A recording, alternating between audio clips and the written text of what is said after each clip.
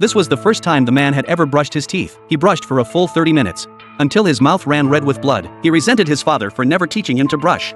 Resented his father for being poor, though he'd become a servant in a wealthy household. He still lived in a basement infested with cockroaches. After seeing the son of the wealthy, he began to complain about the gloom of the poor, to please his master. Mike dressed up as Aladdin's genie to celebrate his master's birthday. The mistress drank and danced wildly.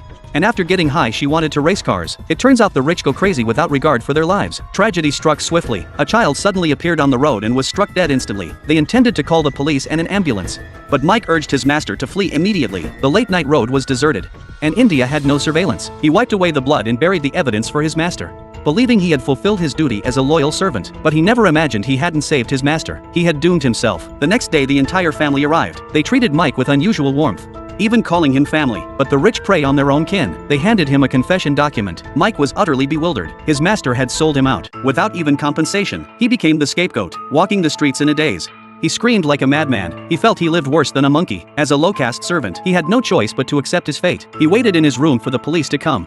But days passed without their arrival. It turned out the victim in the accident was also low-caste. No one had reported the incident at all. Mike no longer needed to take the fall. Overwhelmed with relief, he groveled at the landlord's feet, only to be kicked away. Seeing the servant who had taken the blame treated this way, Gina and Jack had a huge argument. Gina, educated in America, believed human rights meant freedom. She could no longer tolerate India's rigid caste system. Late one night Gina secretly sought out Mike, asking him to drive her to the airport. Before returning to the US, Gina gave him a sum of money. As compensation, Jack, furious upon discovering his wife had fled, took his anger out on Mike. To console Jack, he took him to eat at a street stall. Accustomed to fine dining, they unexpectedly found the street food delicious. He even took his master to worship at a temple, claiming that sincere prayers would make Gina change her mind. But all that awaited him was the divorce papers. Mike became Jack's new punching bag. Jack's betrayal and ingratitude bred hatred in Mike's heart. As a servant he had been kind and loyal. Since Jack no longer treated him as human, he saw no reason to remain devoted.